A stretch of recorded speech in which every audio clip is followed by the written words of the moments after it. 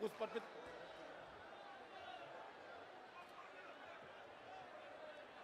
आज आप आइए।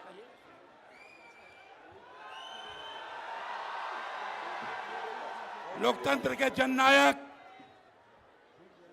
झारखंड की इस पावन धरती पर, अरे अबे माननीय विधायक बेरमो आदरणीय राहुल गांधी जी का सम्मान करेंगे। कोयला मजदूरों और किसानों का प्रतीक देकर बेरमो के विधायक कुमार जम्वाल सिंह जी हमारे नेता आदरणीय राहुल गांधी जी का अभिनंदन करेंगे। ये कोयला मजदूरों का प्रतीक, बेरमो के किसानों का प्रतीक। अब मैं कुमार जम्वाल जी से आग्रह करूंगा कि पुष्प देकर उन्हें सम्मानित करें। अनुपमा सिंह जी से आग्रह करूंगा कि अंग वस्त्र देकर हमारे नेता को सम्मानित करें। अब मैं आग्रह करूंगा बेरमो के युवा विधायक आदरणीय कुमार जम्वाल सिंह जी से कि आप आए और हमारे नेता का अभिनंदन और स्वागत करें। आदरणीय नेता प्रतिपक्ष कांग्रेस पार्टी के राष्ट्रीय पूर्व अध्यक्ष, हरदिल अजीज, जन जन के नेता, जननायक, हिंदुस्तान के भविष्य, हिंदुस्तान की आस, हमारे नेता आदरणीय राहुल गांधी जी का इस बेरमो की धरती पर, स्वर्गीय राजेंद्र प्रसाद सिंह जी की धरती पर, जगन्नाथ मातो जी की धरती पर हार्दिक अभिनंदन करता हूं, स्वागत करता हूं, वंदन करता हूं, अभिनंदन करता हूं। इस मंच पर बैठे हुए हमारे प्रभारी, आप लोग शांत रहिए, शांत रहिए। इस मंच पर बैठे हुए हमारे राष्ट्रीय महासचिव, एआईसीसी के महासचिव गुलाम अहमद मीर साहब, हमारे प्रदेश अध्यक्ष केशव मातो कमलेश जी, बोकारो विधानसभा की प्रत्याशी मेरी बहन श्वेता सिंह जी, आदरणीय सुबोध कांत सहाय साहब, पूर्व अध्यक्ष राजेश ठाकुर साहब, तमाम उपस्थित पदाधिकारीगण, बेरमो की जनता, माताएं, बहनें, युवा साथी, आप सभी को मैं तहे दिल से अभिनंदन करता हूं, स्वागत करता हूं, वंदन करता हूं। गौ बाबा बोइया, मसी नायक बाबा मांझी हेड़म, सनम को, बेटी को, जोग मांझी को, मांझी बूढ़ी को तहे दिल से हार्दिक अभिनंदन और स्वागत करता हूं। आज हम उस धरती पे हैं जहां का एक एक कण, एक एक निर्माण कांग्रेस पार्टी की देन है। आज बोकारो स्टील प्लांट की बात करें, सीटीपीएस की बात करें, बीटीपीएस की बात करें, या बीआरएल की बात करें, या गोमिया आयल फैक्ट्री की बात करें, टीवीएनएल की बात करें, या फिर हम सिंदरी कारखाना की बात करें, अगर इस कोयलांचल की धरती पे किसी ने कुछ करने का काम किया है तो वो हमारे कांग्रेस पार्टी ने किया है। मैं आप तमाम लोगों से विनती करना चाहता हूं कि 20 तारीख को महागठबंधन के उम्मीदवार के रूप में आपका बेटा, आपका भाई मैं खड़ा हुआ हूं। कांग्रेस पार्टी ने, झारखंड मुक्ति मोर्चा ने, वाम दलों ने और राष्ट्रीय जनता दल ने मुझे प्रत्याशी बनाया है। ये धरती स्वर्गीय राजेंद्र बाबू की है और राजेंद्र बाबू का यहाँ पे बहुत बड़ा योगदान है। उन्हीं के आशीर्वाद से, वही उन्हीं के संस्कार से आज मैं यहाँ तक पहुंच पाया हूं। आगे भी भरोसा दिलाता हूं कि मैं अपने पिता के नाम को, अपने पिता के संस्कार को और बाबा साहब के संविधान को कभी भी बेरमो की धरती से मिटने नहीं दूंगा, उन्हें हमेशा के लिए जीवित रखूंगा। मेरे साथ आप लोग सब मिलकर एक साथ नारा लगाइए, आदरणीय राहुल गांधी जिंदाबाद, राहुल गांधी जिंदाबाद, राहुल गांधी जिंदाबाद, राहुल गांधी जिंदाबाद। इसी के साथ मैं अपनी वाणी को विराम देता हूं। 20 तारीख का दिन मत भूलिएगा, 1 नंबर बटन नहीं भूलिएगा, क्योंकि आपके बेटे ने तन मन धन लगाकर 5 साल आपका सेवा करने का काम किया है। तहे दिल से आप लोगों को प्रणाम करता हूं, अभिनंदन करता हूं, जोहार करता हूं। नमस्ते, जय झारखंड, जय हिंदुस्तान, भारत माता की, भारत माता की। अब मैं आपके बीच, जिनका आप कई घंटों से इंतजार कर रहे थे, वैसे भारत जोड़ो यात्रा और भारत जोड़ो न्याय यात्रा करने वाले हमारे नेता न्याय योद्धा आदरणीय राहुल गांधी जी अब आपको संबोधित करेंगे।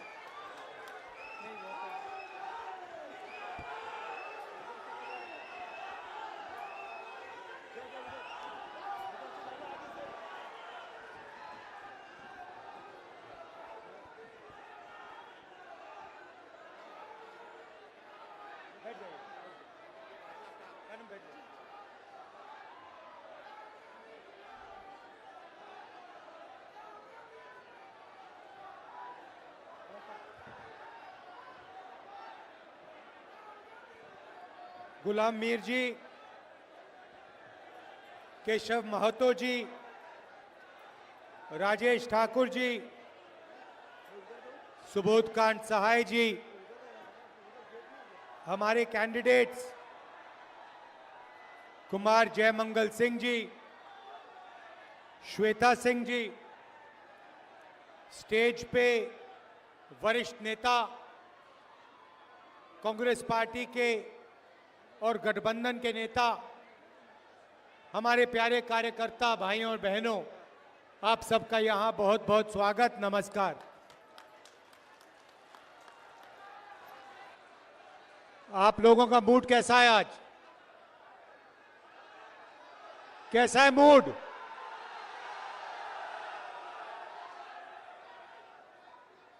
मैं आपसे दो तीन चीज आज कहने आया हूं। सबसे पहले, ये जो लड़ाई है, ये विचारधारा की लड़ाई है।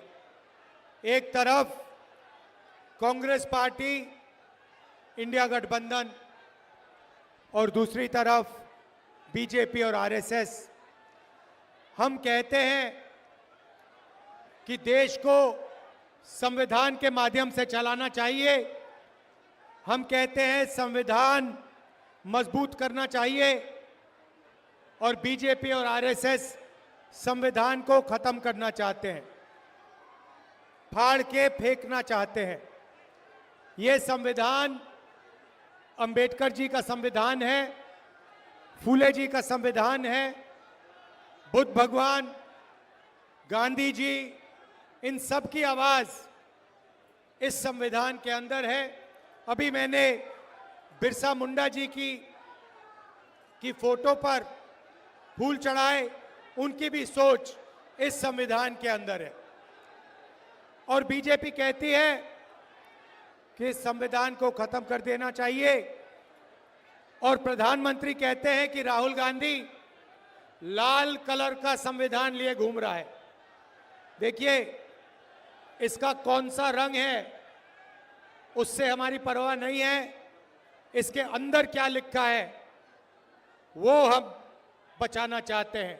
नरेंद्र मोदी जी कहते हैं संविधान खाली है। ये देखिए, संविधान खाली नहीं है, संविधान भरा हुआ है। संविधान आपकी आत्मा है, देश की आत्मा है। और हमारे प्रधानमंत्री इसके बारे में कहते हैं कि ये खोखला है, खाली है।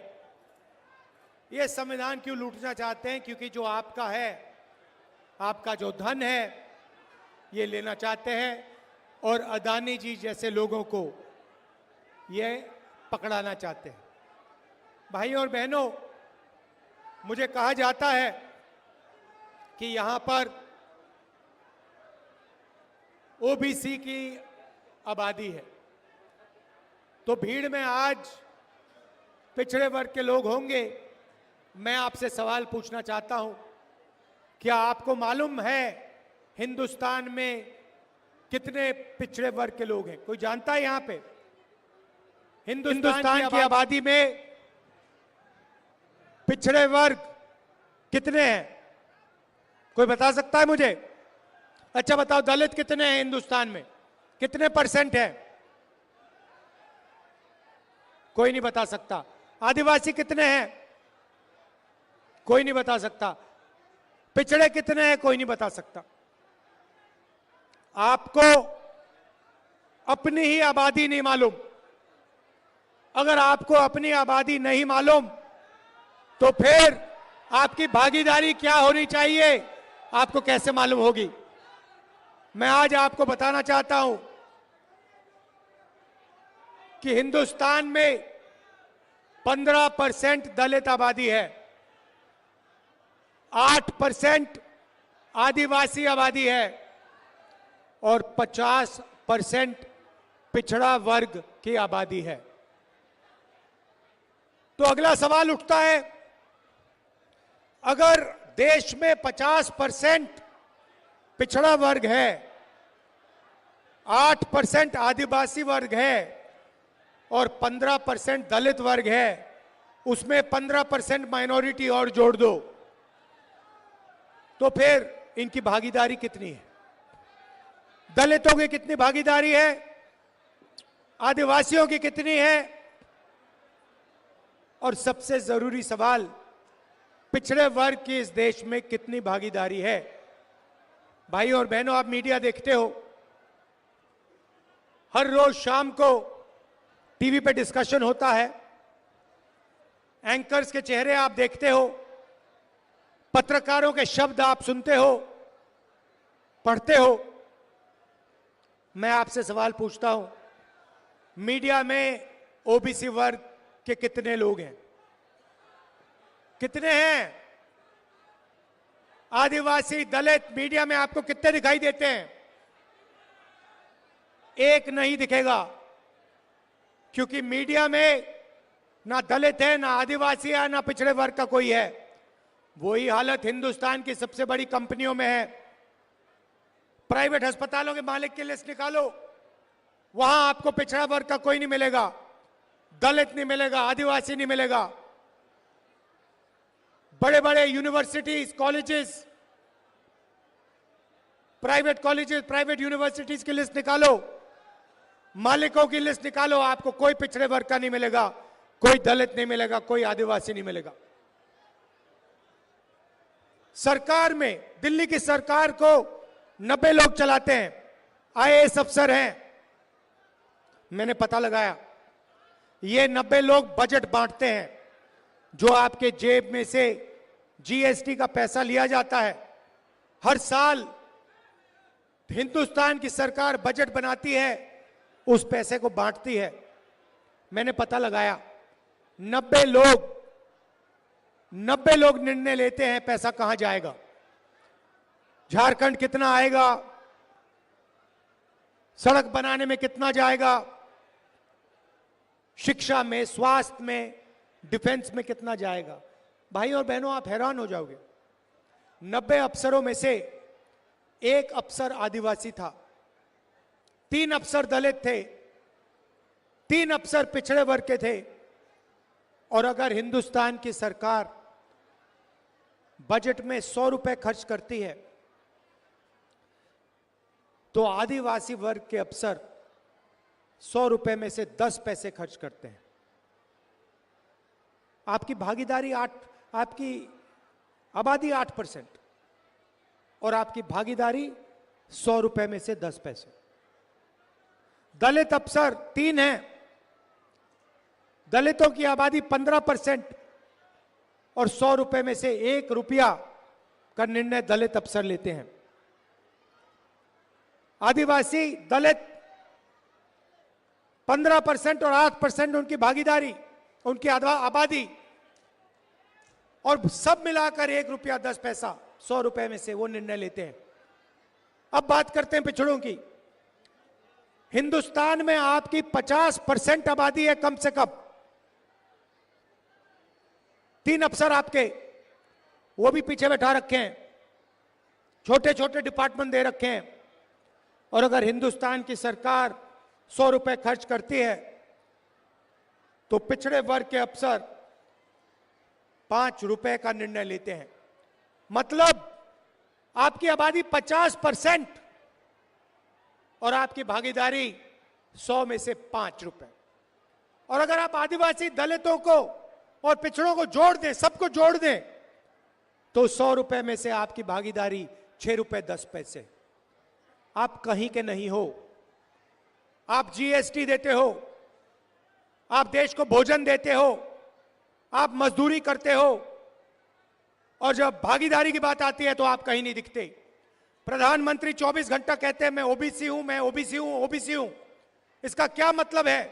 मैं आपसे पूछना चाहता हूं, हिंदुस्तान के प्रधानमंत्री ने अरबपतियों का 16 लाख करोड़ रुपए माफ किया है, अदानी का 16 लाख करोड़ रुपए, अदानी अंबानी ऐसे 25 लोगों का 16 लाख करोड़ रुपए माफ किया है। मैं आपसे पूछ रहा हूं, नरेंद्र मोदी जी ने पिछले वर्ग के लिए क्या किया, दलितों के लिए क्या किया, आदिवासियों के लिए क्या किया? मुझे बता दो, कितने किसानों का कर्जा माफ किया? महाराष्ट्र में चुनाव चल रहा है, बंबई में धारावी की जमीन है, सोने से भी ज्यादा कीमती है, 1 लाख करोड़ रुपए की जमीन है, अदानी जी को दी जा रही है। देश का पूरा धन इन्हीं 20-25 लोगों को दिया जाता है। कुछ समय में आपका जो स्टील प्लांट है ये भी उठा के दे देंगे। सारे के सारे प्लांट्स प्राइवेटाइज करते हैं, शिक्षा का सिस्टम प्राइवेटाइज कर दिया, अस्पताल प्राइवेटाइज कर दिए, इंडस्ट्री प्राइवेटाइज कर दी, और फिर यहां पे जो आपको पहले मिलता था, रिजर्वेशन मिलता था, उसको भी 14% तक घटा दिया है। 27% पिछड़े वर्ग को मिलता था और उनकी सरकार ने 14% कर दिया है। तो कैसे ओबीसी की सरकार है ये अरबपतियों की सरकार है, अदानी की सरकार है, अंबानी जैसे लोगों की सरकार है, और इसका काम आपका धन आपसे छीनने का है। भाई और बहनों, जीएसटी जितना आप देते हो उतना अदानी देता है। आप शर्ट खरीदते हो, 18% जीएसटी आप देते हो, वही शर्ट अगर अदानी खरीदेगा उतना ही पैसा वो देगा। जीएसटी आप देते हो, सब कुछ आप देते हो, और वो उठा के ले जाते हैं, बिना पूछे आपकी जमीन छीन लेते हैं। जैसे धारावी में गरीबों की जमीन है, मजदूरों की जमीन है, उठा के ले जाने, और कोई चू नहीं बोलता। कौन बोलता है? कांग्रेस पार्टी बोलती है, राहुल गांधी बोलता है। ये मीडिया वाले जो बैठे हैं, ये जो बैठे हैं कैमरा लिए, इन्होंने कभी किसानों की बात की है, मजदूरों की बात की है, स्टील प्लांट की बात की है? कभी नहीं करेंगे। ये उनके हैं, अदानी के, इसलिए ये 24 घंटा मोदी का चेहरा दिखाते हैं। जो गरीबों की बात करेगा, जो धारावी की बात करेगा, जो बोकारो स्टील प्लांट की बात करेगा, जो मजदूरों की बात करेगा, उसको ये गाली देंगे, और उसका चेहरा ये कभी नहीं दिखाएंगे, क्योंकि ये अदानी के हैं, अंबानी के हैं, बड़े बड़े अरबपतियों के हैं, आपके नहीं है।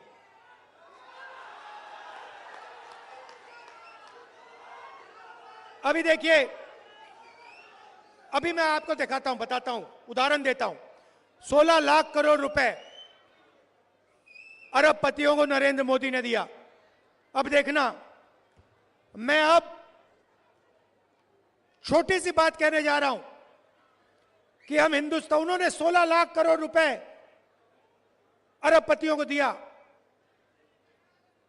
मैं महिलाओं को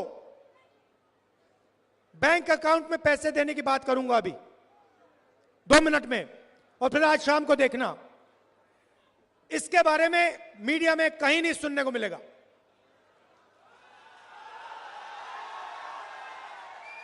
और अगर मिलेगा तो कहेंगे देखो राहुल गांधी गरीबों की आदत बिगाड़ रहा है। वहां जाता पैसा, अदानी को जाता है तो आदत नहीं बिगड़ती, मगर किसान के बैंक अकाउंट में जाता है, महिला के बैंक अकाउंट में जाता है, बेरोजगार युवा के बैंक अकाउंट में जाता है तो आदत बिगड़ जाती है। मुझे कोई फर्क नहीं पड़ता, मैं बता रहा हूं, और अभी शुरू किया मैंने काम, अभी छोटा काम किया है। मैं बता रहा हूं, जितना पैसा नरेंद्र मोदी ने अरबपतियों को दिया ना, उतना ही पैसा मैं आपके बैंक अकाउंट में डालने वाला हूं। इस बार दिल्ली की सरकार नहीं आई, दिल्ली की सरकार नहीं आई, नहीं तो पता लग जाता आपको क्या है, कैसे सरकार चलाई जाती है। तो सबसे पहले मैंने आपको पिछड़े वर्ग की बात की, दलितों की बात की, आदिवासियों की बात की। सबसे पहले मैं बताना चाहता हूं हम यहां पे जाति जनगणना करने जा रहे हैं। दूध का दूध, पानी का पानी हो जाएगा, सबको पता लग जाएगा किसकी कितनी भागीदारी है, कौन से वर्ग के हाथ में क्या है, कितनी जमीन किसके हाथ में है, कितने बिजनेस किसके हाथ में, मीडिया में कितने पिछड़े वर्ग के लोग हैं, दलित कितने, आदिवासी कितने हैं। हम देश की एक्सरे करने जा रहे हैं और इससे आपको पता लग जाएगा कितनी बेईमानी की जा रही है और आपका कितना धन आपके आंखों के सामने चोरी किया जा रहा है। और यही काम हम झारखंड में करेंगे, जाति जनगणना। दूसरा काम और सबसे बड़ा काम, मैया सम्मान, नाम सुना है? झारखंड की महिलाएं, आप सुनिए, जैसे उठकर हर रोज अदानी अपना बैंक अकाउंट चेक करता है ना, वैसे ही हर महीने जब झारखंड की महिलाएं सुबह सुबह अपना बैंक अकाउंट चेक करेंगी, उसमें हर महीने झारखंड की सरकार ने हर महिला के लिए 2500 रुपए डाल दिया होगा।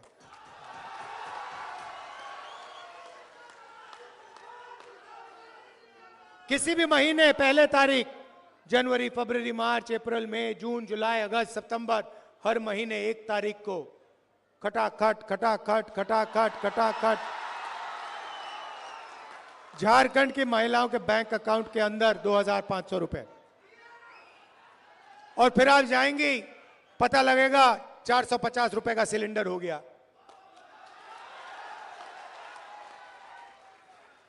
एसटी रिजर्वेशन 26% है, उसको हम 28% कर देंगे। एससी रिजर्वेशन 10% है, उसे 12%, और ओबीसी रिजर्वेशन 14% है, उसको हम 27% कर देंगे। और ये जो दीवार बना रखी है 50% रिजर्वेशन वाली, लोकसभा में मैंने कह दिया है, इस दीवार को दिल्ली में हम लोकसभा में तोड़ेंगे और झारखंड में भी तोड़ेंगे।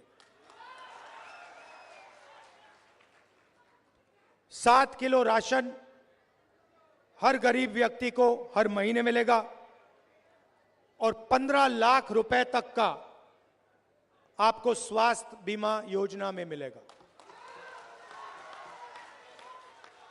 आप आज प्राइवेट अस्पताल में जाते हैं, किसान का बेटा बीमार होता है, किसी को कैंसर हो जाता है, दिल का दौरा पड़ जाता है, आप जाते हो, किसी को स्टेंट लगानी पड़ती है, किसी को वाल्व बदलना पड़ता है, किसी को ऑपरेशन कराना पड़ता है।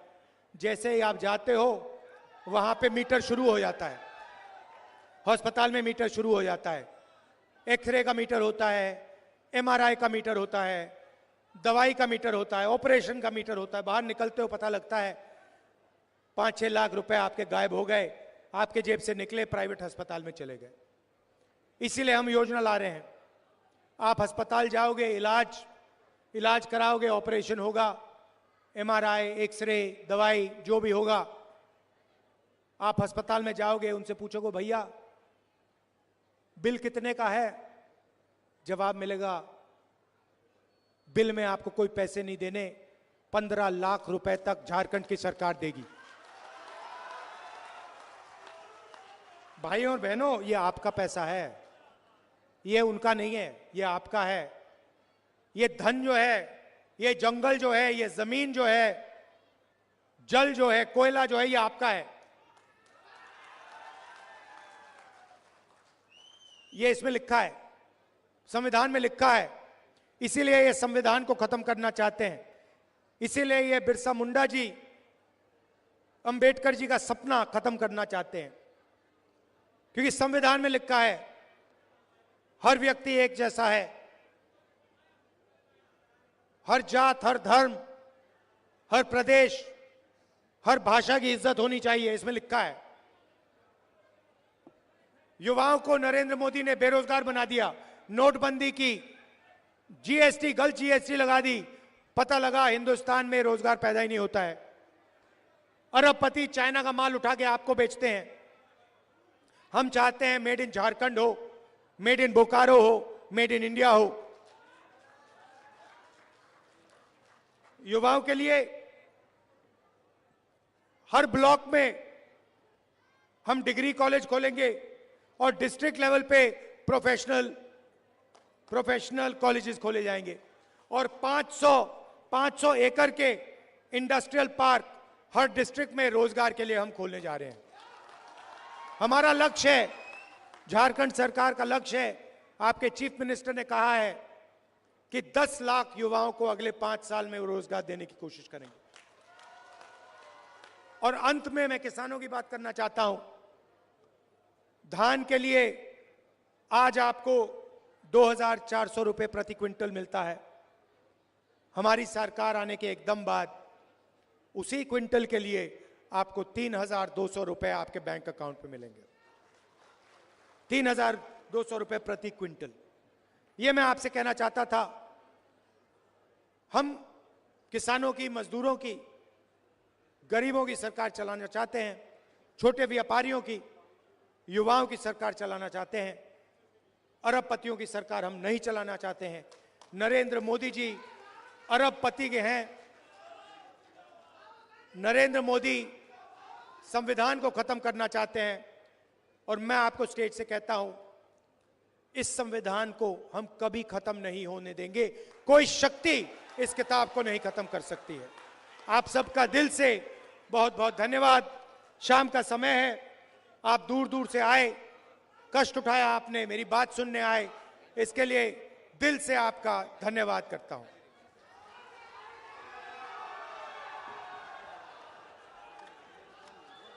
सिर्फ कैंडिडेट को जाने दो।